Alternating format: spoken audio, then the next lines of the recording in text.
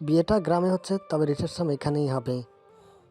আর বিয়ের যাবতীয় অনুষ্ঠান, মানে আজকালকার দিনে যা হয় আর কি, সেগুলো সব গ্রামেই হবে। তাই আমরা বিয়ের কয়েকদিন আগে সবাই গ্রামে পৌঁছে যাব। কি, তাই তো বিআই সাহেব? আজাদ চৌধুরী হাসতে হাসতে হবে একদম একদম সরি আজাদ চৌধুরী হাসতে হাসতে হবে একদম একদম। ওদিকে জুবায়ের খানের কথা শুনে ছোটরা সবাই হুররে বলে চেঁচিয়ে ওঠে। জুবায়ের খান সহ সবাই হেসে ওঠেন, কিন্তু সাদের নজর আখির পানে সীমাবদ্ধ। মেয়েটি হাসছে, হাসির সঙ্গে কেঁপে উঠছে তার চোখ ঠোঁট। সাদ কেমন যেন হয়ে গেল, ভুলে গেল দৃষ্টি ফেরাতে। ফলস্বরূপ চোখাচোখি হলো আখির সাথে। আখি তার দিকে ফিরে মিষ্টি এক হাসি উপহার দিল। এটা হয়তো প্রথম না, এর আগেও কৃতজ্ঞতার হাসি সে হেসেছে, কিন্তু এবারের খুশির রেশ যেন একটু বেশি। সকলে মিলে ঠিক 1 মাস পরে সামির আর সাজির বিয়ের ডেট ঠিক করলেন।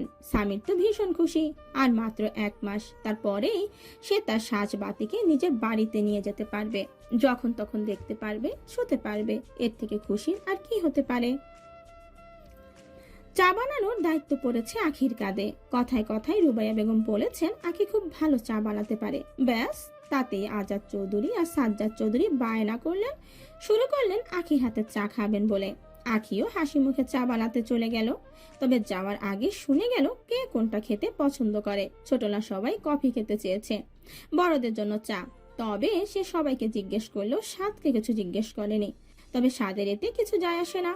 তবে ব্যাপারটা কি আর নজরে এসেছে, সে বেশ খুশি এটা নিয়ে। আখিকে তার এমনি পছন্দ না, যদিও তার সাথে তেমন কোনো মনোমালিন্য, কথা কাটাকাটি, তার মতের অমিল হয়নি। কিন্তু জবে থেকে সাদ আখিকে কোলে নিয়েছে, তবে থেকে তার আখিকে পছন্দ না।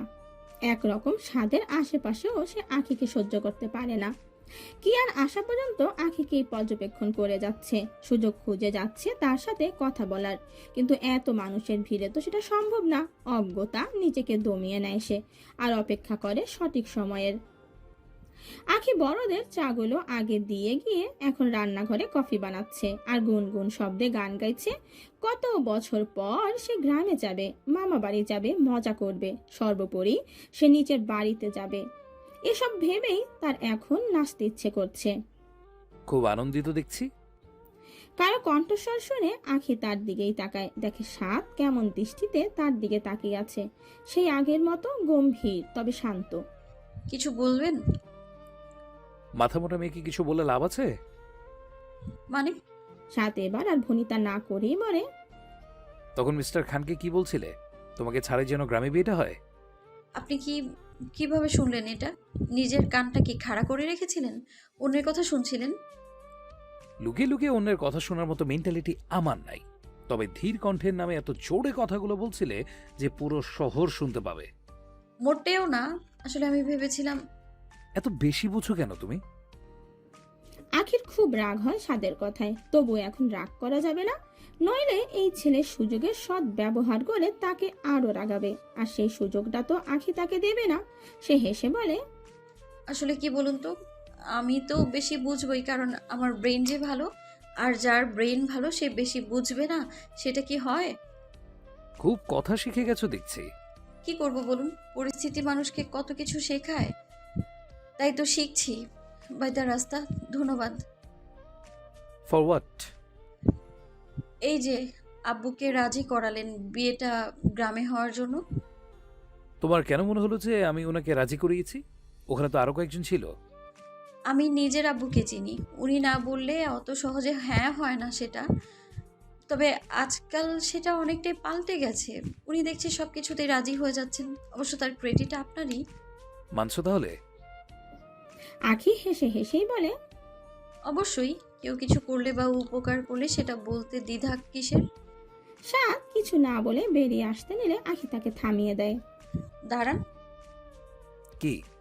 আপনার কফি। সাত কিছু বলতে যাবে তার আগে আখি বলে, চিন্তা নেই, এটা ব্ল্যাক কফি, তেতো মানুষের তেতো কফি। হো হো, রিয়েলি? আমি আর তেতো মানুষ? তুমি কি আমাকে টেস্ট করে দেখেছো? সাদের কথায় আখি থতমত খায়, বোঝার চেষ্টা করে সাদ আসলে কি মিন করে কথাটা বলেছে। কিন্তু সে বুঝতে পারে না, ব্যর্থ হয়। পরক্ষণেই ভাবে সে হয়তো কথার কথাই বলেছে, তাই তো বলে, আমি মানুষ, রাক্ষসী না যে আপনাকে টেস্ট করে দেখতে যাব।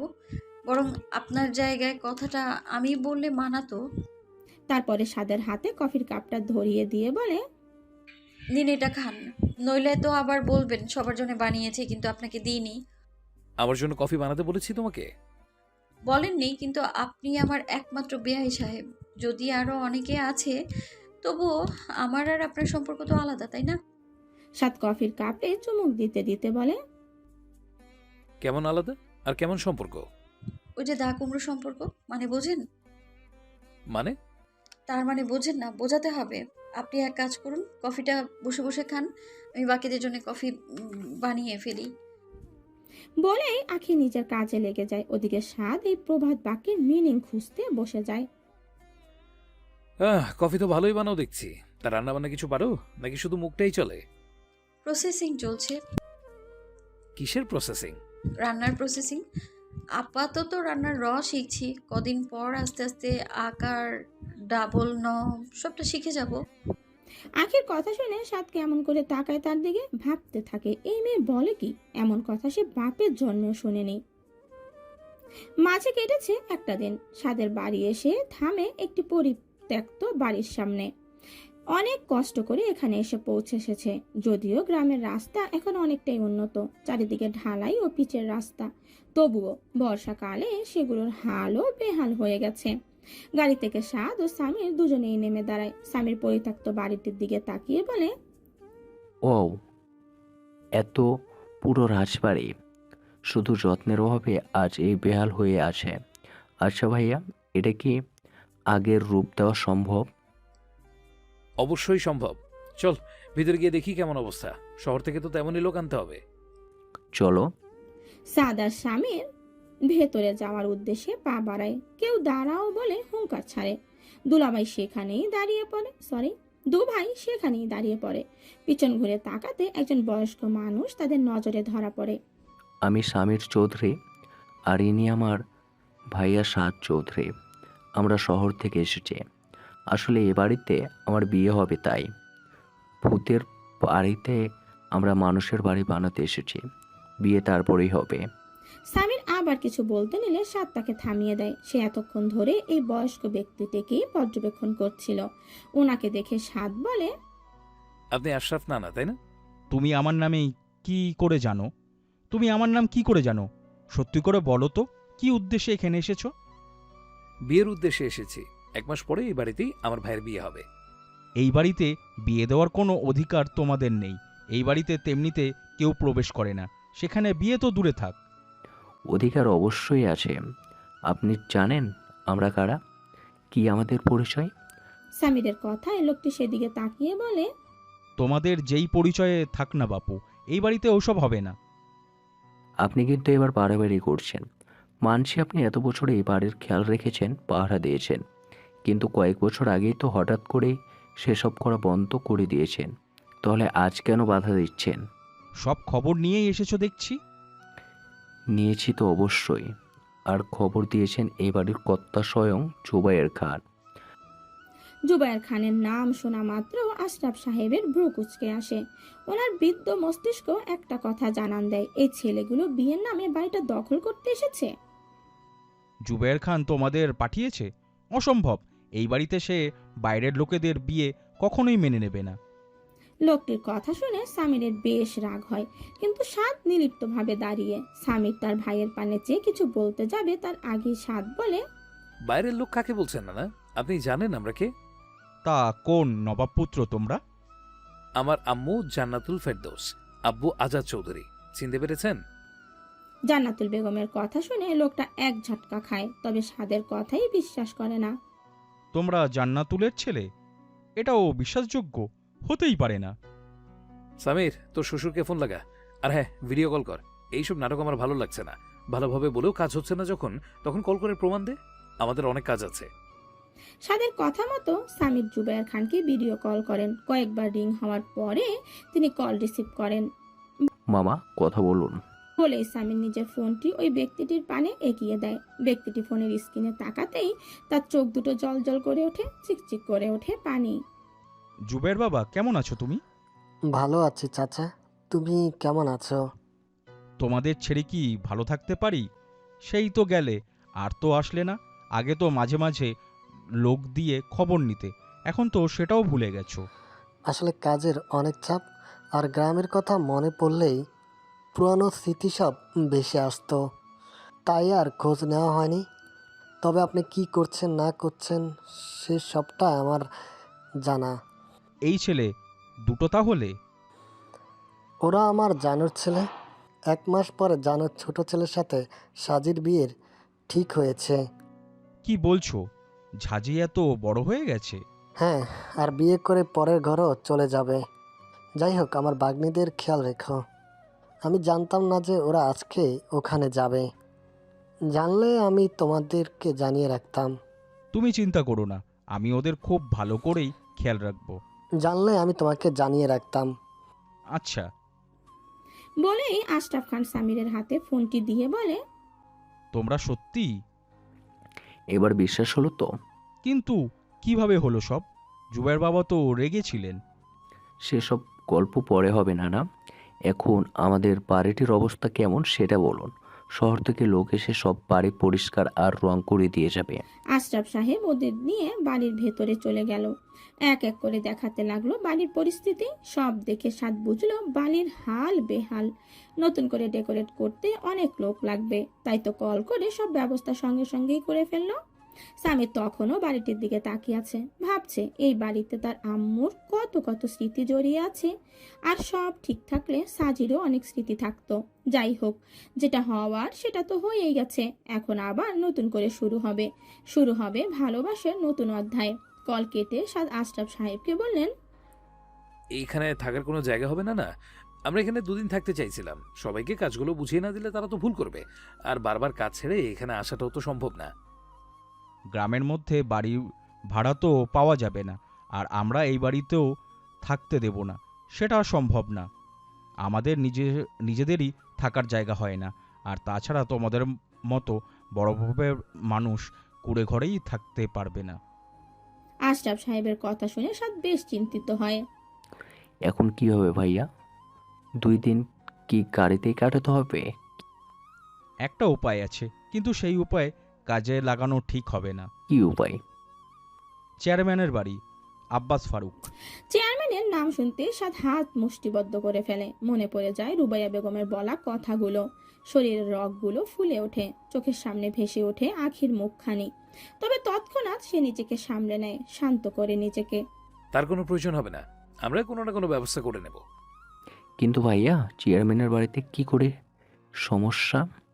উনি চরিত্রহীন মানুষ, ওনার ছেলে আর নাতিটাও সেই হয়েছে।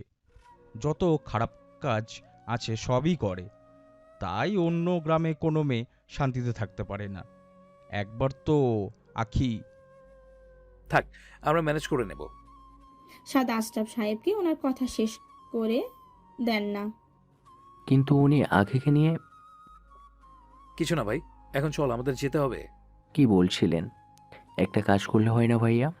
এখন তো সকাল, ওদের আস্তে আস্তে দুপুর হয়ে যাবে। আমরা একটা রুম কিছুটা পরিষ্কার করে রাখি, বাকিটা এসে ওরা করে দিবে। 2 দিন না হয় সেখানেই থাকবো, কি বলো? সামিরের কথায় সাদ কিছুটা ভাবুক হয়, অতঃপর বলে, গুড আইডিয়া। দেখতে হবে না কার ভাই? সাদ আলতো হাসে। খাবার দাওয়াটা হলে বাড়িতেই করো, আমি ওইখানে খাবার নিয়ে যাব। না না, তার দরকার হবে না, আমরা ম্যানেজ করে নিব। তা বলো কি হয়ে তা বলো কি করে হয়? থাকতে দিতে পারলাম না, অন্তত খেতে দেওয়ার সুযোগটা তো দাও। করতে পারি, তবে একটা শর্ত আছে। আশরাফ সাহেব বলেন, বলো না কি শর্ত? বাজারের টাকাটা আমাদের থেকে নিতে হবে। আর হ্যাঁ, না করবেন না, আমরা আপনার নাতি হই, নিজের মানুষ, লজ্জা পাবেন না। সাদের ব্যবহারে বেশ মুগ্ধ হয় আশরাফ সাহেব। সামিরের ব্যবহারেও তাই। মনে মনে বলেন, ছেলে দুটো ঠিক মায়ের মতো হয়েছে, শুধু ভুল বোঝাবুঝি সব নষ্ট হয়ে গেছে। ঠিক আছে, তোমরা এখানে থাকো, আমি দেখি কোনো খাবার ব্যবস্থা করি। আশরাফ সাহেব চলে যাওয়ার আগে সাদ ওনার দিকে কর করে 5,000 টাকার নোট ধরিয়ে দিলেন। এ কি, এত টাকা? এত টাকা নিয়ে আমি কি করব? যা ইচ্ছা, আমার ইচ্ছা হলো দিলাম। আমার তো নানা নেই, আপনি এখন আপন।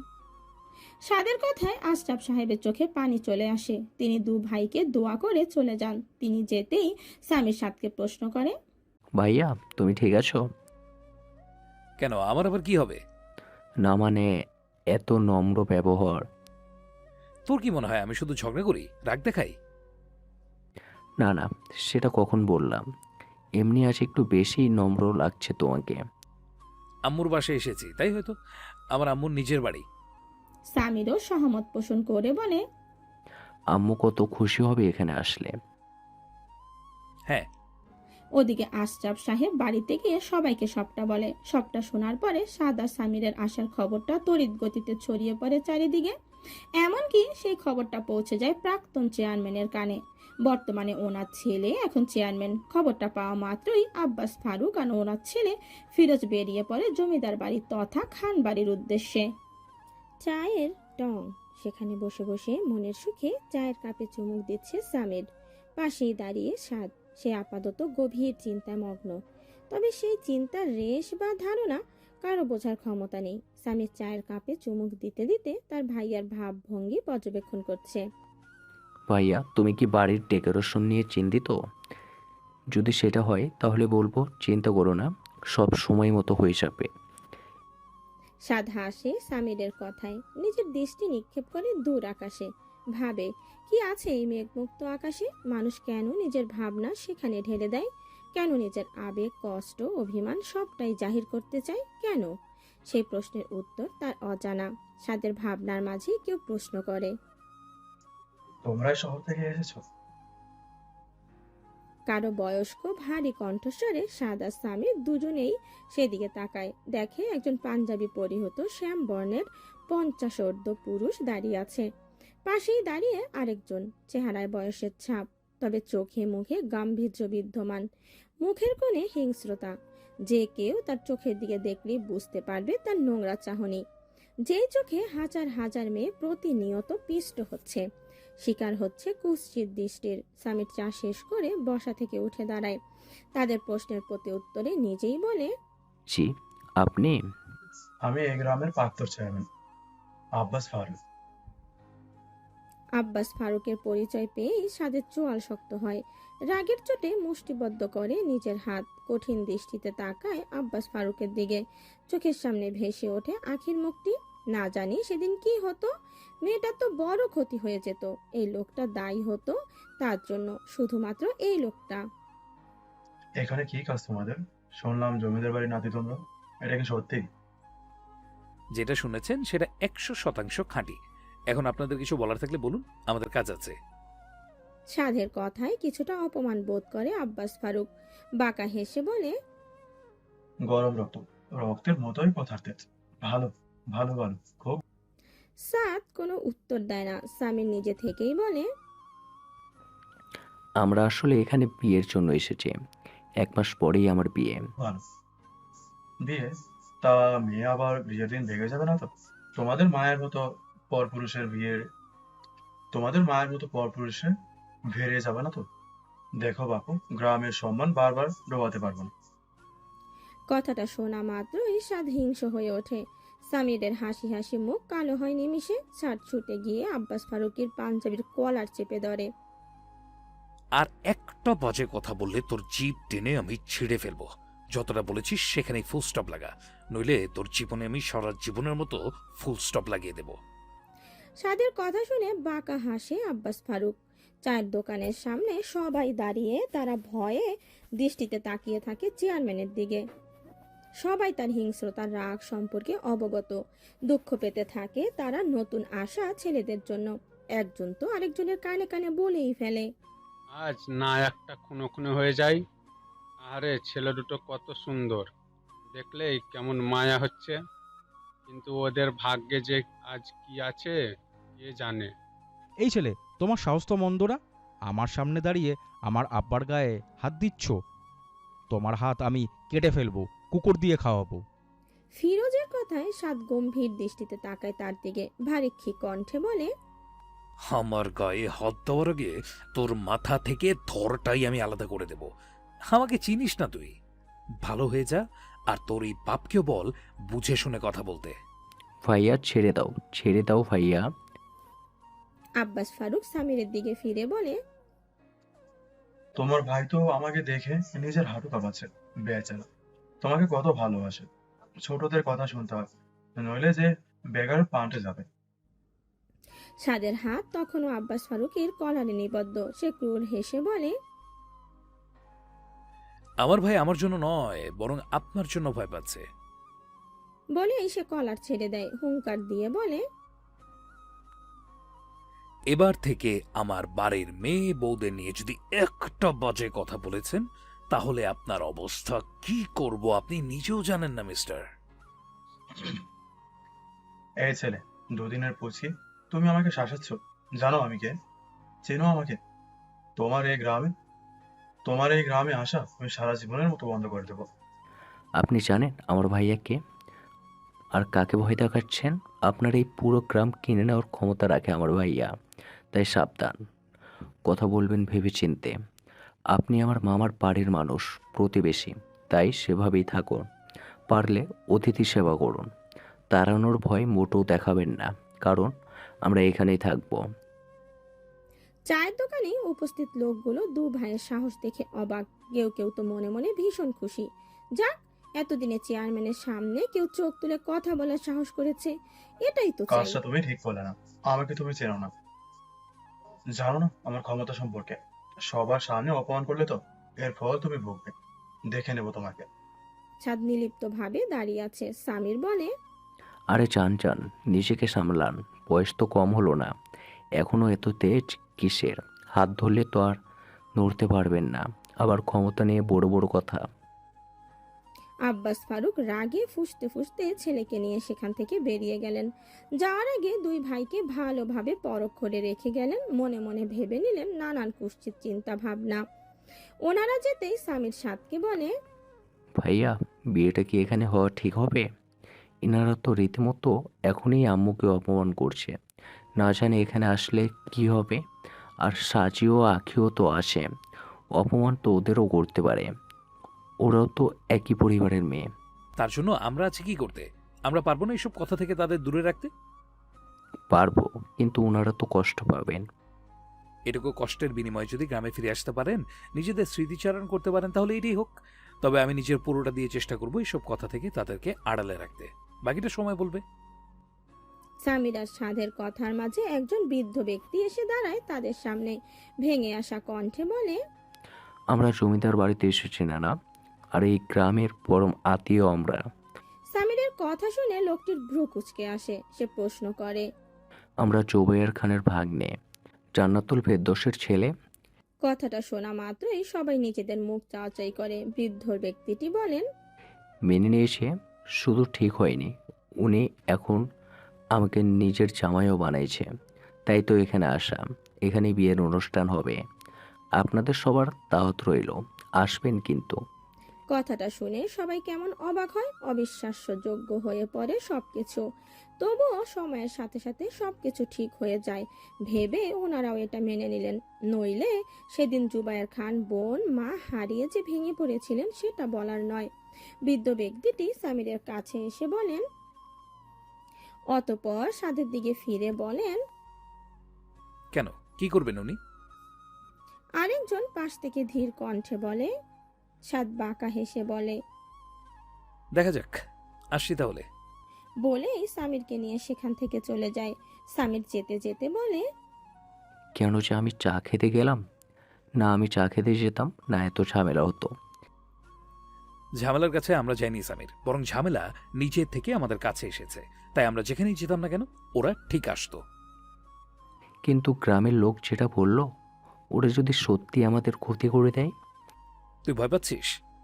পাচ্ছি তো, কিন্তু নিজেদের জন্য নয়, বাড়ির বাকিদের জন্য। তারা কি আমাদের মতো সবটা সামলাতে পারবে? এই সেসব তোকে ভাবতে হবে না, আমি দেখে নেব। এখন ওদের কল করে দেখ ওরা কতক্ষণে পৌঁছবে। কাজ বোঝাতে বোঝাতে তো রাত পার হয়ে যাবে। আমি দেখছি ভাইয়া। চুমকি চলেছে একা পথে, সঙ্গী চলে দস্কিতাতে। রাগ করো না সুন্দরী গো, রাগকে তোমায় লাগে আরো ভালো। ও সুন্দরী, একটু তাকাও, একটু মন ভরাও আমাদের। কিন্তু কেউ ফিরে তাকায় না, বরং পাশ কাটিয়ে মাথা নিচু করে সবাই এগিয়ে যায় স্কুলের গেটের দিকে। রক্তিম ভাই, তোমার চাঁদ আসছে, দেখো দেখো। রক্তিম রক্তিম চোখে সামনের দিকে তাকায়, দেখে ধীর পায়ে হেঁটে আসছে একটি মেয়ে। দুধে আলতা গায়ের রং, মুখের আদল মাশাল্লাহ। রক্তিমের গাল যেন কেমন লালায়িত হয়ে ওঠে, চোখে ভেসে ওঠে কামনা, মনে জাগে নোংরা চাওয়া। সে টলতে টলতে সামনের দিকে এগোয়। এই সাত সকালেও সে নেশা পান করে বেরিয়েছে। আরে ফুলটুসি, কেমন আছো? নাকের কাছে বিভৎস এক গন্ধের আভাস পেয়ে নাক সিটকে নেয় মেয়েটি। গা গুলিয়ে আসে মুহূর্তেই। নিজের চুড়িদারের ওড়না নিয়ে নাক ঢেকে ফেলে তৎক্ষণাৎ, নইলে নির্ঘাত এক্ষুনি বমি হয়ে যাবে। আরে অভ্যাস করে নাও জানু, অভ্যাস করে নাও। তুমি যখন আমার কাছে আসবে তখন আমি তো এভাবেই থাকবো। মেয়েটি ভয়ে কাঁপতে থাকে, ভয়ার্ত দৃষ্টি নিয়ে তাকাতে থাকে এদিক ওদিক। সবাই দাঁড়িয়ে তাদেরকেই দেখছে, কেউ কেউ ছুটে চলে যাচ্ছে গেটের ভিতর। রক্তিম মেয়েটির হাত ধরতে যাবে, তখনই কেউ হন্তদন্ত হয়ে ছুটে আসে। রক্তিম ভাই, সর্বনাশ হয়ে গেছে। ছেলেটি এত জোরে কথাটা বলেছে যে নওরিন নামের মেয়েটি কেঁপে ওঠে। কোনো রকমে দ্রুত পালিয়ে চলে যায় স্কুলের ভেতর। রক্তিম বিরক্ত হয়। আসার আর সময় পেলি না গর্ধব, সবে হাতটা ধরতে যাচ্ছিলাম, সব শেষ করে দিলি। আরে ওসব রাখো রক্তিম ভাই, ওদিকে তো সাংঘাতিক এক কাণ্ড ঘটে গেছে। রক্তিম এবার একটু নড়ে চড়ে দাঁড়ায়। কি হয়েছে? ছেলেটি চায়ের দোকানে ঘটে যাওয়া সব ঘটনাই এক এক করে বলে। সবটা শুনে সবাই অবাক হয়। রক্তিম রাগে হিস হিস করতে থাকে। আমার গ্রামে এসে আমার দাদুর গায়ে হাত দেওয়া, ওই হাত এখনো আস্ত আছে কেন? দাদু কিছু বলেনি? দাদু ওকে দেখে নেবে বলে চলে গেছে। ওকে ওকে তো আমিই দেখে নেব, ওর জন্য আমিই যথেষ্ট। তা ওরা কারা? ওরা জুবাইর খানের ভাগ্নে। দুদিন পরে নাকি ওই ছোট ছেলেটার সাথে জুবাইর খানের মেয়ের বিয়ে। কি বলিস? রক্তিম তড়িৎ গতিতে তাকায় ছেলেটার দিকে। হ্যাঁ রক্তিম ভাই, সেটাই তো শুনলাম। এই ছেলে নিজেই বলছিল, আমি তখন চার দোকানে ছিলাম। জুবাইর খানের মেয়ের সাথে বিয়ে? তার মানে আঁখি, আমার আঁখি ডার্লিং, নাকি ওই সাজি? সেটা তো জানি না ভাই, শুধু শুনেছি মেয়ের সাথে বিয়ে। এবার কোন মেয়ে সেটা তো বিয়ের আগেই জানতে পারবো। জান, কার সাথে বিয়ে সেটা জেনে আয়। সরি, জান, কার সাথে বিয়ে সেটা জেনে আয়। ওই আঁখের জন্য আমার নাম খারাপ হয়েছিল। ওই মেয়েটা আমাকে পিটিয়েছিল, এখনো ভুলিনি আমি, এখনো না। ওই মেয়েকে আমার চাই। যদি বিয়েটা ওর সাথেই হয়ে থাকে তাহলে ওরা বিয়ের কথা ভুলে যাক, কারণ বিয়ে আমি করব আর ভোগও। আমার লেজে পাও দেওয়ার শাস্তি এবারও পাবে, হাড়ে হাড়ে টের পাবে। এখন ওই দুটো কোথায় আছে বল? হিসাবটা না হই এখন থেকেই শুরু হোক। ওরা জমিদার বাড়ির দিকে গেছে রক্তিম ভাই। এই চল সবাই, বেটাদের সাহস পরখ করে আসে একটু। কত বড় বুকের পাটা একবার দেখি। আমার গ্রামে দাঁড়িয়ে আমার দাদুর গায়ে হাত তোলা, ওর হাত আজকে আমি কেটেই ফেলবো। এই চল সবাই। রক্তিম সহ তার সাঙ্গপাঙ্গরা সবাই জমিদার বাড়ির উদ্দেশ্যে রওনা হলো। সাত জমিদার বাড়ির দিকে তাকিয়ে আছে। পাশেই দাঁড়িয়ে ফোনে কথা বলছে সামির। কথা শেষে সে সাদের উদ্দেশ্যে বলে, ভাইয়া, ওরা বেরিয়ে গিয়েছে, দুপুর পর পরই পৌঁছে যাবে এখানে। সাদ ছোট করে উত্তর দেয়। ওকে। তুমি কি কোনো কারণে আপসেট ভাইয়া? ওদের কথা ভাবছো? ওই চেয়ারম্যানের কথা? গম্ভীর শক্ত দাম্ভিক কণ্ঠে সেদিকে দৃষ্টিপাত ঘটায় সাদ ও সামির। দেখে একটি 25 কি 26 বছরের যুবক তাদের সামনে দাঁড়িয়ে আছে। দৃষ্টিতে তার হিংস্রতা। সাদ তার দিকে কিছুক্ষণ তাকিয়ে তার গতিবিধি লক্ষ্য করে, বোঝার চেষ্টা করে তার পরিচয়। হয়তো বুঝেও ফেলে, তাও প্রশ্ন করে, হু আর ইউ? সেটা তোর এখানে আসার আগেই জেনে নেওয়া উচিত ছিল। সে বেশ জোরালো কণ্ঠে বলে, আমি রক্তিম, রক্তিম তালুকদার, এই গ্রামের মাথা প্রাণ, চেয়ারম্যানের নাতি। সবাই আমাকে এক ডাকে চেনে। আমি সব, আমার সব। সাদ বিরক্ত হয়, বলে, কি সমস্যা তোমাদের? এক এক করে আসছো আর পরিচয় দিয়ে যাচ্ছ। আর কোনো কাজ আছে? যদি না থাকে বাড়ি গিয়ে নাকে তেল দিয়ে ঘুমো। আমাদের কাছে ব্যাঘাত ঘটাতে এসো না। লিভ। এই ছেলে, জাস্ট লিভ। আর একবার যদি দেখেছি আমাদের কাজের মাঝে এসে খ্যাক খ্যাক করতে, তাহলে খুব খারাপ হয়ে যাবে। রক্তিমার কথা বলার সুযোগ পায় না, রাগে গজগজ করতে করতে চলে যায়। ওরা যেতেই সামির বলে, এদের কি সমস্যা বলো তো ভাইয়া? এসে পর্যন্ত দেখছি পিছনে পড়েই আছে। কাজ না থাকলে যা হয়, ফুল ফ্যামিলি পাগল, এখন আমাদের পাগল বানাতে এসেছে। তাই তো দেখছি, অসহ্য লাগছে আমার এসব। চল ভেতরটা গুছিয়ে ফেলি, ওদের কথা বাদ দে, আমাদের কাজ আমাদের করতে হবে। হ্যাঁ ভাইয়া চলো। সামির আর সাদ ভেতরে যাওয়ার উদ্দেশ্যে পা বাড়ালে সাদের ফোনে কল আসে। সাদ সামিরকে ভেতরে যেতে বলে কল রিসিভ করে। ফোনের অপর পাশ থেকে ভেসে আসে সুমিষ্ট মধুর কণ্ঠস্বর। বেআই সাহেব, আপনি আমাকে রেখে চলে গেলেন? সাদ মনে মনে ভাবে, এই আরেকজন, এই মেয়ে আমাকে শান্তিতে থাকতে দিচ্ছে না। কি হলো বেআই সাহেব, কথা বলছেন না কেন? আর একবার এসব বললে তোমাকে ধাক্কা মেরে আমি ফেলে দেবো। তাছাড়া এখানে কি ঝামেলা কম আছে যে আমি ঘাড়ে করে ঝামেলা বয়ে আনবো? আমি ঝামেলা? এমন কথা আপনি বলতে পারলেন? শোনো মেয়ে, একদম আমাকে ডিস্টার্ব করবে না, আমি কাজের মধ্যে আছি। আমায় নিয়ে যাননি কেন সেটা বলুন। কাল তো বলেছিলাম গ্রামে গেলে আমাকেও নিয়ে যাবেন। এখানে থাকবে কোথায় তুমি? তোমার মামারা থাকে এখানে, নাকি তোমার আব্বু থাকে? কোনটা? লোকের বাড়ি থাকবে? কেন, আপনারা যেখানে থাকবেন আমিও সেখানেই থাকতাম। আমরা রাস্তায় থাকবো, তুমি পারবে থাকতে? আপনাদের মতো মানুষ যদি রাস্তাতে থাকতে পারে তাহলে আমিও পারবো। শুধু কথা শিখে রেখেছো। ওই একটা মুখই তো আছে ব্যবহার করার জন্য, কথা বলার জন্য। কথা বলবো না? সাদ এবার সত্যি সত্যি বিরক্ত হয়। ভাবে এই মেয়ে এত কথা কেন বলে? মুখ খুললেই শুধু কথার ফুলঝুরি। তোতা পাখিও এত কথা বলে না। তুমি জানো তুমি একটা টকেটিভ মেয়ে। আই নো, তাতে কি? সবাই যদি কম কথা বলে তাহলে বেশি কথা কারা বলবে? এই যেমন আপনি পায়ে পা দিয়ে ঝগড়া করেন, আমি বলার পরেও তো করেন, তাতে বুঝি দোষ নেই? সাদ দীর্ঘশ্বাস ফেলে। কেউ তার সামনে এত কথা বলার সাহস দেখায় না, কিন্তু এই মেয়ে বড্ড বেশি সাহস দেখায়। এর একটা ব্যবস্থা করতেই হবে। সাদ টুক করে কলটা কাটে। Hello hello. ওদিকে কল কেটে গেছে দেখে আঁখি হো হো করে হেসে ওঠে। আমাকে জ্বালানো, তাই না? এবার কি হলো মিস্টার চৌধুরী? আপনাকেই তো আপনার মতো করেই রাগিয়ে দিলাম। এরপর থেকে আমাকে রাগাতে আসলে মোটেও ভালো হবে না। আমি জানতাম আপনি আমাকে নিয়ে যাবেন না, তাই তো কথাটা বলেছিলাম। এবার এটা নিয়েই আমি আপনাকে জ্বালাবো, দেখবো আপনি না রেগে যান কোথায়। দুপুরের পরপরই সবাই মাধবপুর পৌঁছে যায়। সঙ্গে নিয়ে আসে প্রয়োজনীয় সব সামগ্রী। সামির আর সাদ দুজনে মিলে একটা রুম কোনো রকমে পরিষ্কার করেছে। আরেকটা রুম লোকগুলো এসেই পরিষ্কার করে দেবে। দুদিন এখানে থাকবে তারা, তাই দুটো রুম তো অবশ্যই দরকার। সাদ সবাইকে সবটা বুঝিয়ে দেয়। সেই মত তারাও কাজে লেগে পড়ে। দুপুরের পর খাবার আশরাফ সাহেবের বাড়ি থেকে আসে। সাদ কয়েকজনের রান্নার লোক রেখে দেয়, কারণ এতজনের রান্না একা তো সম্ভব না আর সময় সাপেক্ষ। তাই কয়েকজনকে রাখা হয়েছে, তারাই রোজ রান্না করবে সবার জন্য। এখন মধ্যরাত, সারাদিনের অবিরাম পরিশ্রমে এখন সবাই ক্লান্ত। সামির অল্প কিছু খেয়ে রুমে গিয়ে শুয়ে পড়েছে।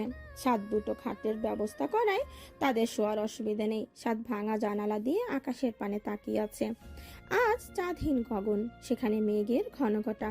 হয়তো খুব শীঘ্রই বৃষ্টি নামবে ধরণীতে। সাদ এক পশরা বৃষ্টির আশায় আকাশের পানে তাকিয়ে আছে, কিন্তু বজ্র বিদ্যুতের পরিবর্তে কর্কশ শব্দে তার ফোন বেজে ওঠে। ব্যাঘাত ঘটে সাদের ভাবনায়। সে বিরক্ত হয়। হ্যালো, কি করছেন বেআই সাহেব? সাদ ফোনের দিকে তাকাতেই বুঝে যায় কল করার মালিককে। সে প্রতি উত্তরে বলে, আকাশের তারা গুনছি। ওয়াও, তাই নাকি? তা খাওয়া দাওয়া করেছেন তো? মানে তারার সংখ্যা তো অনেক, গুনতে গুনতে তো আপনার খিদে পেয়ে যাবে, তাই খাওয়া দাওয়াটা আগে সেরে নিন। এই মেয়ে, তুমি আমার সাথে ফাজলামো করছো? শুরুটা কে করলো? তুমি বাচ্চা? আপনিও তো বাচ্চা নন, তাহলে সোজা কথা সোজাভাবে উত্তর দিন না কেন? লিসা নাকি? বলুন না, আমি শুনছি তো। সাদ থেমে যায় কয়েক মুহূর্তের জন্য। এই মেয়ে এভাবে কেন কথা বলছে? আমাকে ডিস্টার্ব কেন করছো? আমি তো আপনার খবর নিচ্ছিলাম। খবর নেওয়াটা আজকাল ডিস্টার্বের মধ্যে পড়ে নাকি? জানা ছিল না তো। তার উপর আপনি আমাদের পরম আত্মীয়, বড় ভাই, আমাদের জন্য কত কিছু করছেন। আপনার খবর নেব না তো কার খবর নেব?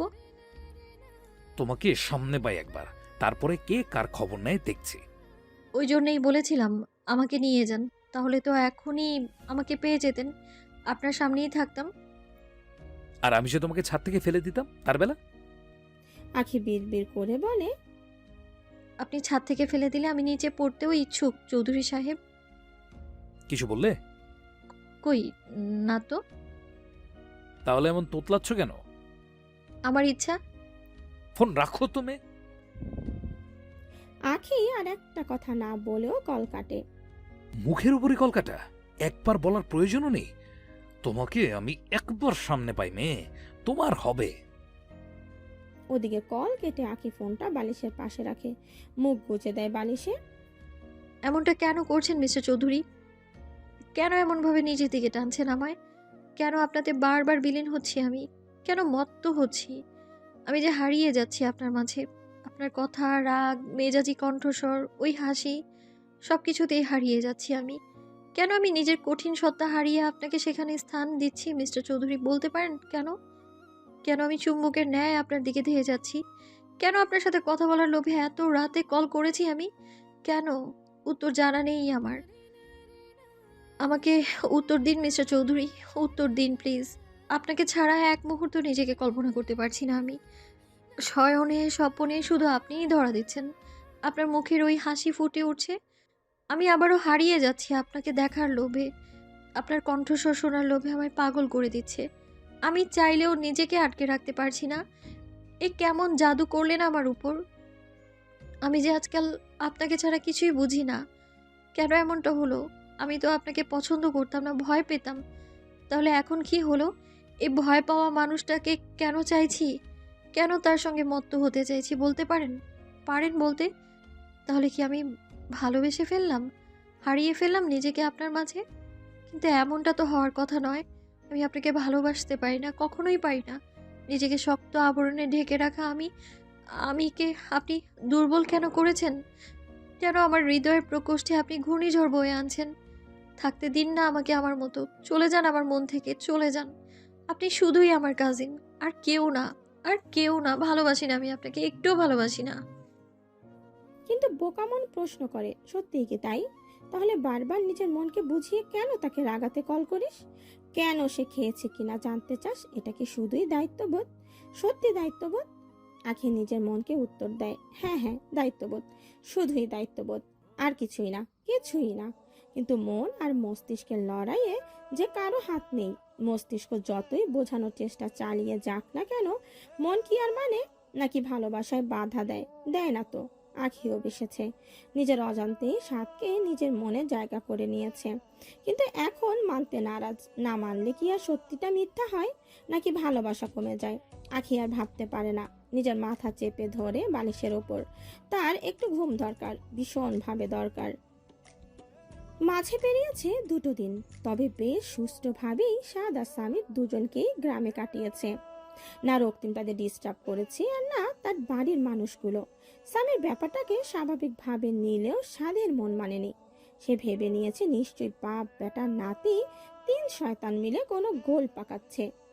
সঠিক সময়ে সেটা প্রয়োগ করবে, আর সেটাই সত্যি হয়েছে। 3 জন মিলে বেশ কায়দায় ছল ছাতুরিতে যুক্ত হয়েছে, সঙ্গী করেছে তাদের কুৎসিত চিন্তা ভাবনাকে। শুধু সঠিক সময়ের অপেক্ষা করেছে তারা। এই 2 দিনে এক মুহূর্তের জন্য আখি সাদকে কল বা টেক্সট করেনি। সাদের অবশ্যই এতে কিছুই যায় আসে না, কিন্তু আখি, সে তো অনেক কষ্টে নিজেকে সামলাচ্ছে, মনকে বুঝিয়ে কড়া করছে, ভালোবাসা থেকে আটকাচ্ছে, আর করেছেও। তাই তো 2 দিন কথা বলেনি, নিজেকে শক্ত করে দমিয়ে ফেলেছে।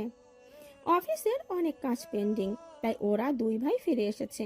যদিও আজকেই আসার কথা ছিল, তবুও গ্রামে আসার পর ভেবেছিল 5 দিনের আগে হয়তো ফিরতে পারবে না, কিন্তু না ফিরলেও উপায় নেই, তাই চলে আসা। ওদিকে অফিসের কাজ, বিয়ের কেনাকাটা সব বাকি। সোমবার সামির সন্ধ্যায় অফিস থেকে ফিরে সোজা চলে গেছে সাজিদের বাড়িতে। উদ্দেশ্য তাকে নিয়ে বিয়ের কেনাকাটা করতে যাওয়া। আখি ব্যাপারটা আগেই শুনেছে, তাই তো নিচে আসেনি। সে ভেবেছে সাদও হয়তো শপিং এ যাবে, কিন্তু যখন দেখলো সাদ আসেনি, তখন গুটি গুটি পায়ে নিচে নেমে এসেছে। কেমন আছেন ভাইয়া? না, আলহামদুলিল্লাহ, খুব ভালো। কিন্তু তুমি কোথায় ছিলে? এসে পর্যন্ত তোমার টিকেও খুঁজে পাওয়া যাচ্ছে না। আমি তো ভেবেছিলাম তুমি বাড়িতে নেই, কিন্তু সাজিকে জিজ্ঞাসা করায় শুনলাম তুমি বাড়িতেই আসো। কি ব্যাপার? এত চুপচাপ কেন? শরীর খারাপ নাকি? না ভাইয়া, আসলে আমি একটু পড়ছিলাম, সামনে একটা এক্সাম আছে তো তারই প্রিপারেশন নিচ্ছিলাম। ওহ গুড। ওদের কথার মাঝে রুবাইয়া বেগম জামাইয়ের আদর যত্নে লেগে পড়লেন। নানান রকমের স্ন্যাক্স জাতীয় খাবারে ডাইনিং টেবিল ভরিয়ে ফেললেন। তখনই বাড়িতে প্রবেশ করলেন জুবায়ের খান।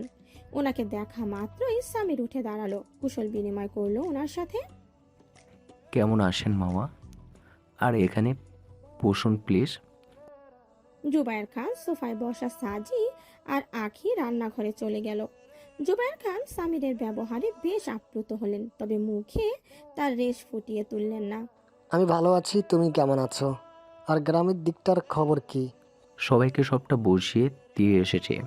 ওরা সবাই সেই মতোই কাজে লেগে গিয়েছে। আশা করা যায় বিয়ের আগে সব কমপ্লিট হয়ে যাবে। কেউ কোনো সমস্যা করেনি তো? মানে ওখানকার কেউ কিছু বলেছে কি? ওই চেয়ারম্যানের পরিবার ছাড়া আর কেউ কিছু বলেনি। ওনাদের ব্যবহারে যেটা বুঝলাম, আমাদের যাওয়াটা ওনারা পছন্দ করেনি। এমনকি ভাইয়ার সাথে ওনাদের একটা ঠান্ডা লড়াইও হয়েছে। জুবায়ের খান ভাবুক হয় কিছুটা। যেটা ভয় পাচ্ছিলেন সেটাই হয়েছে, কিন্তু এখন কিছু হটবার জায়গাও নেই। যা হয় দেখা যাবে। ঠান্ডায় লড়াই বলতে ঠিক বুঝলাম না। তোমার ভাইয়া কি জেসে ঝগড়া করতে গেছে? না না মামা, ভাইয়া কেন যাবে? ওনারাই এসেছেন, একজন করে আসছেন আর নানার ওপর কথা শুনিয়ে চলে যাচ্ছে। ভাইয়া সহ্য করতে পারেনি, তাই একটু কথা কাটাকাটি হয়েছে। তবে সেটা প্রথম দিন, বাকি দিনগুলোতে ওরা আর আসেনি, আর না কোনো ডিস্টার্ব করেছে। জুবায়ের খান দীর্ঘশ্বাস ফেলে বললেন, কোনো সমস্যা মামা? না না, কোনো সমস্যা নেই। তুমি খালি হাতে বসে আছো কেন? কিছু নাও। রুবা, খাবারগুলো টেবিলে দিয়েছ, জামাইকে খেতে ডেকেছ? জামাইয়ের ডাক শুনে সামিরের মনে হাজার রঙিন প্রজাপতি উঠতে লাগলো।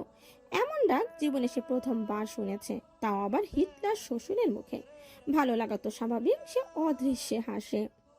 আমি ঠিক আছি মামা, তেমন কিছু খাবো না এখন। আসলে আমি চাইছিলাম সাজিকে নিয়ে একটু কেনাকাটা করতে যাব, আখিকেও নিয়ে যাব। তোমার বাড়ির কেউ যাবে না? আসলে আমরা শুধু আমাদের লেহেঙ্গা আর পাঞ্জাবি মাপ দিয়ে আসবো। শাড়ি পছন্দ হলে ওটাও কিনে আনবো। বাকি কেনাকাটা সব আম্মুরা করবেন। ও, তাহলে রাতের খাবারটা এখানে খেও। আসলে মামা, সামির কিছুটা আমতা আমতা করতে থাকে। সামিরের এমন অবস্থা দেখে জুবায়ের খানের ভ্রু কুঁচকে আসে। সে প্রশ্ন করে, কোনো সমস্যা সামির? আসলে মামা আজকে ভাবছিলাম একটু বাইরে ডিনার করব, তবে আপনি বলছেন যখন, তখন এখানেই। তার কোনো দরকার নেই। বাইরে খেতে ইচ্ছা করছে যখন, তখন খেয়ে এসো। আর আমাদের বাড়িতে তো আসা যাওয়া লেগেই থাকবে। সমস্যা নেই, অন্য দিন হবে। জুবায়ের খানের কথায় সামির বেশ খুশি হলো। জুবায়ের খান সাজি আর আকিকে ঢাক দিয়ে বললেন, সাজি, আখি, এখানে এসো। তারা দুই বোন আব্বুর ডাক শুনে রান্নাঘর থেকে বেরিয়ে আসে। জি আব্বু। স্বামীরকে কিছু খেতে দাও।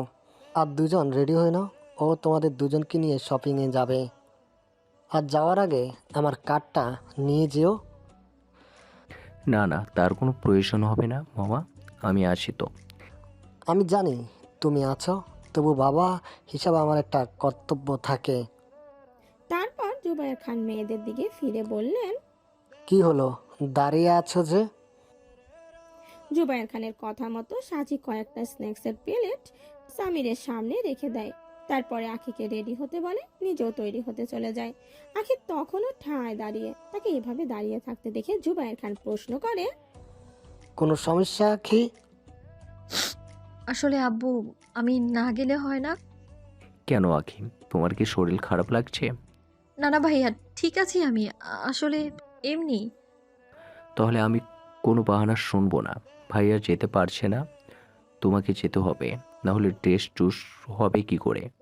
সাজি চাই ওর বিয়ের শাড়ি লেহেঙ্গা সব তুমি পছন্দ করো। এখন তুমি না গেলে ও কষ্ট পাবে না বলো? এমনি এমনি কেন যেতে চাইছো না? সত্যি করে বলো, তোমার কি শরীর খারাপ? না না আব্বু, আমি একদম ফিট। আমি অবশ্যই যাব। যাই রেডি হয়ে আসি। বলেই আখি দৌড়ে নিজের রুমে চলে যায়। ও যাওয়ার পানে অবাক দৃষ্টিতে তাকিয়ে থাকে সামির আর জুবায়ের খান। আখি নিজের রুমে গিয়ে দরজা বন্ধ করে সোজা চলে যায় আয়নার সামনে। এতক্ষণ বন্ধ করে রাখা নিঃশ্বাস ছাড়ে, শ্বাস নেয় জোরে জোরে, পিট পিট করে নেত্র জোড়া খুলে তাকায় আয়নার পানে। আপনার সামনে আমি যেতে চাইছি না মিস্টার চৌধুরী। এখনো নিজেকে পুরোপুরি সামলাতে পারিনি আমি। আপনার সামনে গেলে বেহায়া মন আবার আপনার ভাবনায় মত্ত হবে। সারাদিন আপনার কথায় ভেবে যাই আমি। আমি সেটা চাই না। আমি আপনাকে ভুলতে চাই, তাই আপনার সামনে আসা বন্ধ। কিন্তু আপনি যখন আজ শপিংয়ে আসবেনই না, তখন তো আমি যেতেই পারি। আপুও খুশি হবে আর আমিও। কিন্তু সত্যি কি আপনাকে না দেখে আমি খুশি হব? হ্যাঁ, হব। হতেই হবে আমায়। আপনাকে ভুলতে গেলে আপনার আড়ালে থাকতে হবে যে আমায়। আপনার থেকে দূরে, বহু দূরে। আখি আর সাজি রেডি হয়ে সামিরের সাথে বেরিয়ে পড়ে। ঘন্টা খানিকের মতো একটা বিশাল শপিং মলের সামনে তাদের গাড়ি এসে থামে। এটা মূলত ব্রাইডাল মল, তাই মেন শাখা থেকে একটু দূরে অবস্থিত এটি। গাড়ি থেকে নেমে সামির, সাজি আর আখিকে নিয়ে ভেতরে প্রবেশ করে। ভেতরে প্রবেশ করা মাত্রই আখি বেশ অবাক হয়। চারিদিকে শুধু শাড়ি, লেহেঙ্গা আর পাঞ্জাবি, আর এক একটা তেমন সুন্দর আর গর্জিয়াস। আখির চোখের দাহাদা লেগে আসে, ঠোঁটের কোণে ফুটে ওঠে সূক্ষ্ম হাসি। সাজিকে বলে, এই আপু, ছোট থেকে এই শহরে আছি, অথচ এই মলের কথা জানতেই পারলাম না। আজ তো নিজেকে কেমন এলিয়েন এলিয়েন মনে হচ্ছে। আমারও আখি, আমি তো এখানকার হদিশ পাইনি। অবশ্য ভালোই হয়েছে, হঠাৎ করে দেখে অসাধারণ একটা অনুভূতি হচ্ছে বেশি। তা যা বলেছিস। সাজি আঁকি চলো, ও দেখতেই চলো।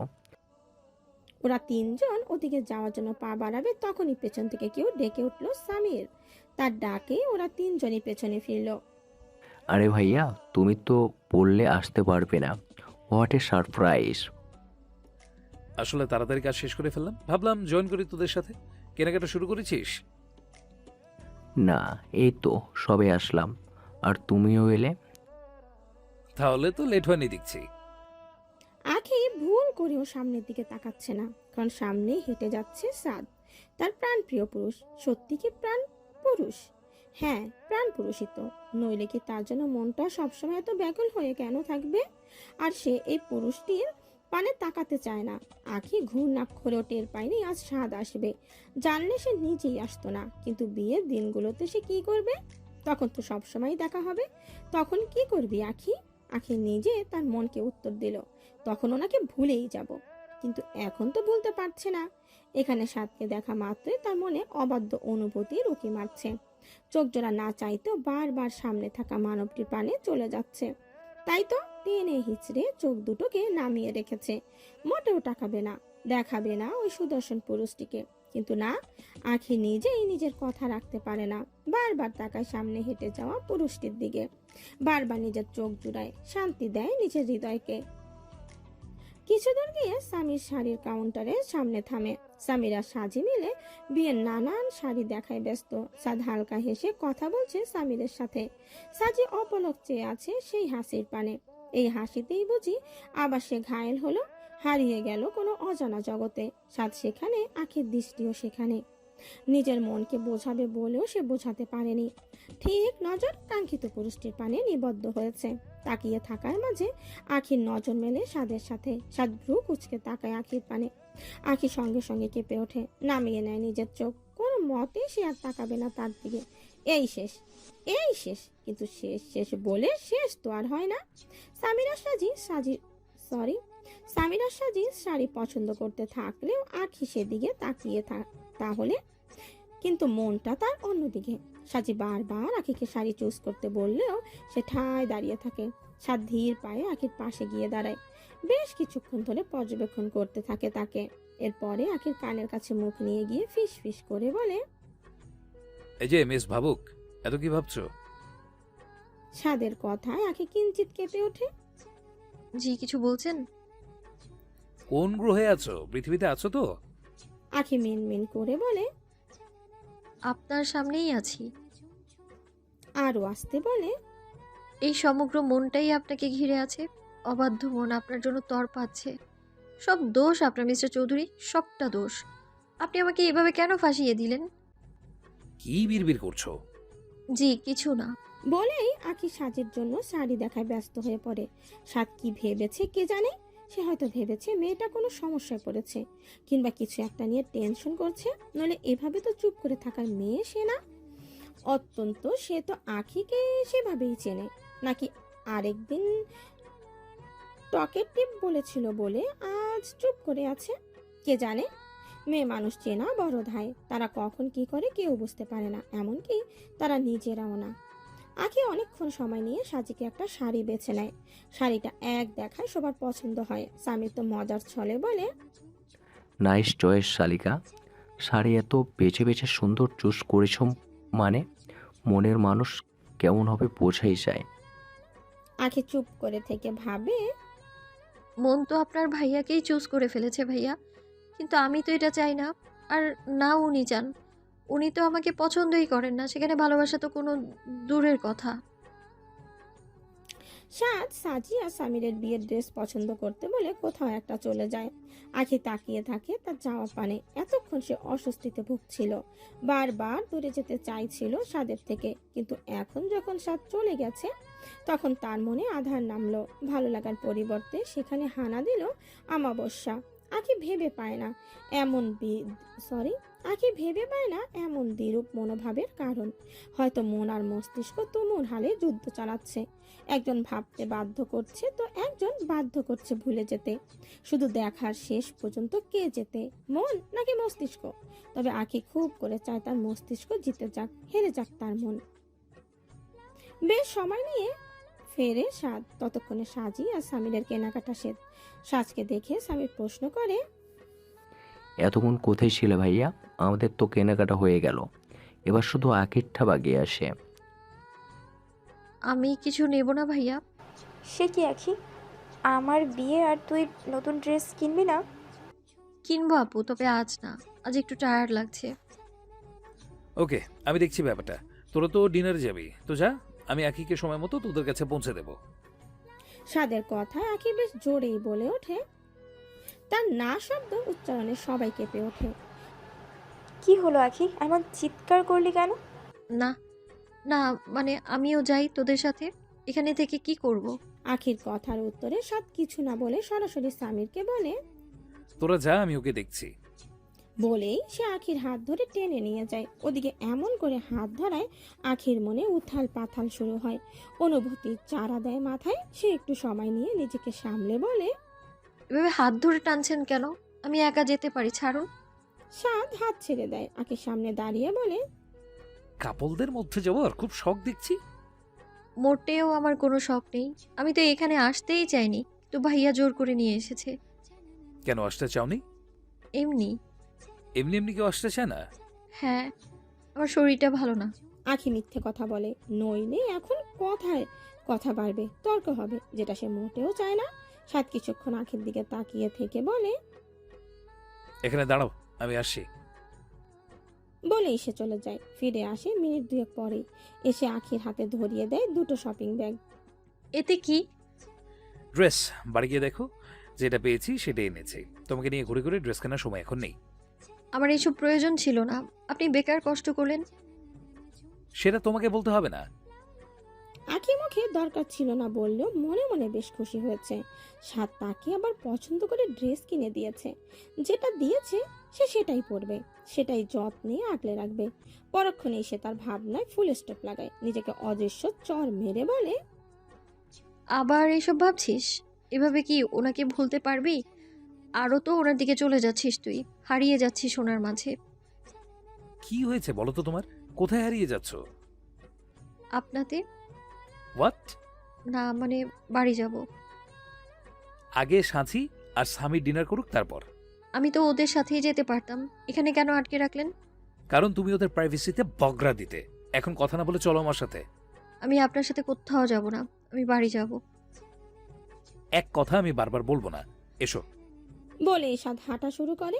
আখি আর কি করবে, বাধ্য মেয়ের মতো সেও সাদের পেছন পেছন হাঁটছে আর বিড় করে বলছে, মজা নিচ্ছেন তো? সব ইচ্ছে করে করেছেন আপনি, তাই না? ইচ্ছে করে নিজের দিকে টানছেন, আমাকে দুর্বল করে দিচ্ছেন আপনার প্রতি, তাই তো? কিন্তু এমনটা কেন করছেন? এভাবে প্রতিশোধ নিতে চাইছেন আপনি? ভালো তো বাসেন না। তাহলে দূরে থাকেন না কেন? কেন দায়িত্ববোধ দেখাচ্ছেন? এতে যে আমি আরো দুর্বল হয়ে যাচ্ছি, পাগল পাগল লাগছে আমার নিজেকে। কখনো না দুর্বল হয়ে অনুভূতি প্রকাশ করে ফেলি আবার, তখন কি হবে? সেই তো অপমান করবেন, দূরে সরিয়ে দেবেন। তার থেকে এক্ষুনি চলে যান। এভাবে কাছের কেন ডাকবেন না, অধিকার ফলাবেন না, একদমই না। সাদ নিচের গাড়িতে গিয়ে বসে, আখিকে বসতে বললে সেও উঠে বসে, তবে কোনো কথা বলে না। তবে আর চোখে ঠিক বারবার সাদের পানে তাকায়, চোখ জুড়ায় নিজের, ভাবে ছেলেটার মাঝে কি এমন আছে। ওই তো রাগী আর বদমেজাজি, তবে মন থেকে খুব ভালো, আর সেটাই হয়তো তাকে ফাঁদে ফেলার মূল কারণ। নইলে নিজের 21 বছরের জীবনে কারো দিকে ভালো করে না তাকানো মেয়েটাও কাউকে ভালোবেসে ফেলবে, এটা ভাবার যায় না। কিছুক্ষণ পরে গাড়ি এসে থামে একটু রেস্টুরেন্টের সামনে। সাদ আখিকে নিয়ে নেমে যায়, গিয়ে বসে একটি টেবিলে। আজ রেস্টুরেন্টে একটু বেশি ভিড়। সাদ ওয়েদারকে ডেকে নিজের খাবার অর্ডার করে। আখিকে করতে বললে সে বলে আমার খিদে নেই। সাদ নিজেই আখির খাবারটা অর্ডার করে দেয়। আমি তো বললাম খিদে নেই, তাও কেন খাবার অর্ডার করলেন? খিদে থাকবে কি করে? অন্য কি গিলে খেলে খিদে কি থাকে? সাদের কথায় আখি কিছুটা থতমত খায়, ঝোঁক গিলে বলে, এই রে, উনি কি সব বুঝে গেছেন আমি ওনার দিকে তাকিয়েছিলাম? হ্যাঁ, তাই হবে, নইলে এমনভাবে কেন বলবেন? আখি চুপ হয়ে যায়, বুকের মধ্যে হাতুড়ি পেটা শুরু হয় তার। ভাবতে থাকে সাদ তার সম্পর্কে কি ভাবছে। খারাপ কিছু ভাবছে কি, নাকি ভাবছে আমি হ্যাংলামো করছি? উফ, আর ভালো লাগে না, কেন যে এখানে আসলাম, ধুর। ততক্ষণে খাবারও চলে আসে, সাদ খেতে শুরু করে, আখিকেও খেতে বলে। আখি চুপচাপ খেতে থাকে, ঠিক করে না সে সাদের দিকে তাকাবে না, আর না কোনো কথা বলবে। কিন্তু মনে মনে এসব ভাবলেও মন তার ওয়াদা ঠিক করে পালন করতে পারে না, সঙ্গে সঙ্গে বেইমানি করে। তাই তো লাজ লজ্জা ভুলে আবার সে সুদর্শন মানবটির পানে চায়। অপর টেবিলে থাকা কয়েকজন মেয়ে সাদের দিকে তাকিয়েছিল আর ফিস ফিস করে বলছিল, কি হ্যান্ডসাম রে, ফটোর থেকেও বাস্তবে আরো সুন্দর। ইস, ওনাকে যদি একবার পেতাম। চুপ কর বেয়াদব, দেখছিস না মেয়ে নিয়ে রেস্টুরেন্টে এসেছে, নিশ্চয়ই ওনার গার্লফ্রেন্ড হবে। কিন্তু আমি যতদূর জানি উনি তো সিঙ্গেল, আর যে এসেছে সে ওনার বোনও হবে। স্যার, বোনকে নিয়ে একা বের হবেন না, হলে পুরো পরিবার নিয়েই আসবেন। তুই দেখছিস খুব জানিস ওনার ব্যাপারে। কি ব্যাপার বলতো? আরে উনি তো আমার ক্রাশ, আর ক্রাশ কি করছে না করছে, কি করতে পারে, তার খবর তো একটু রাখতেই হবে, তাই না? ক্রাশ আর তোর ডুবে ডুবে পানি খাওয়া তোর বার করছি, আর আগেই যাই একবার কথা বলে আসি। ভুল করেও ওই কাজটা করিস না বোন, উনি যা রাগী, কোনো মেয়েকে নিজের আশেপাশে ঘেঁষতে দেয় না। এই বয়সে কেন ওনার ঝাড়ি খেতে যাবি তুই? চুপ করতো বলেই সে সাদের কাছে চলে যায়। নিজের পাশে কোনো অচেনা মেয়ের উপস্থিতি টের পেয়ে একটু বিরক্ত হয় সাদ। আখি মেয়েটার দিকে তাকাতেই দেখে মেয়েটি সাদের দিকে কেমন হা করে তাকিয়ে আছে। তার বেশ রাগ হয়, কেন অন্য কোনো মেয়ে এভাবে সাদের দিক তাকিয়ে থাকবে, কেন নিজের চোখ জোড়াবে, সে তাকিয়ে থাকবে। সেই অধিকার তার, আর কারো না। আর নিজের অধিকার সে বুঝে নেবে। পরক্ষণে আখি আবার বিরক্ত হয় নিজের ভাবনার প্রতি। এই মনটাও হয়েছে এক সব সময় উল্টাপাল্টা চিন্তা করা ভাবনা। কিছু চাই? জি, আপনার সাথে একটা সেলফি নিতে চাই। আমাকে কি আপনার কোনো সেলিব্রিটি মনে হয়? সেলিব্রিটি তো আপনি, তো বড় বিজনেসম্যান, কত বড় মাপের একজন মানুষ, একটা সেলফি তো। Sorry, I am busy now, আপনি আসতে পারেন। মেয়েটি সাদের কথায় বেশ অপমানিত বোধ করে, আখির দিকে একবার তাকিয়ে চলে যায় নিজের টেবিলে। ওদিকে মেয়েটি চলে যাওয়ার পর সাদ পুনরায় স্বাভাবিকভাবে খেতে থাকে, যেন কিছুই হয়নি। তবে আখি মনে মনে বেশ খুশি হয়েছে, আর ভাবতে থাকে সে যদি সাদের সাথে একটা ফটো তুলতে চায় তাহলে সাদ কি বলবে, মানা করবে কি, নাকি তুলতে দেবে, কোনটা? খাচ্ছ না কেন? জি হ্যাঁ, খাচ্ছি তো। খাওয়া শেষে সাদ আকিকে নিয়ে বেরিয়ে পড়ে। সামিরদের কাছে আকিকে দিয়ে সেও রওনা দেয় বাড়ির দিকে। সাজি বারবার করে সাদকে তাদের বাড়িতে যেতে বলেছিল, কিন্তু সে যায়নি। তবে আখি একবারও বলেনি, সে ঠায় দাঁড়িয়েছিল। তবে আজকের দিনটা তার কাছে অনেক মূল্যবান হিসেবে কেটেছে। মন আর মস্তিষ্কের লড়াইয়ে তার মন তৃপ্ত হয়েছে। স্বাদের সঙ্গ পেয়ে হাজার প্রজাপতি ডানা মেলে উঠছে সেখানে। আজকের জন্য আপাতত এটাই থাক, নইলে এবার আর রাতে তার ঘুম হারাম হবে। এই কঠিন পুরুষের কথা ভেবে ভেবে হয়তো তার সারা রাত তার পার হতে হবে। সাত চলে যায়, তবে যাওয়ার আগে আখির দিকে ফেরে না, আর না কোনো কথা বলে। দুজনের মনে কি চলছে স্বয়ং তারা আর সৃষ্টিকর্তা ছাড়া কেউই জানে না, আর না জানতে পারবে।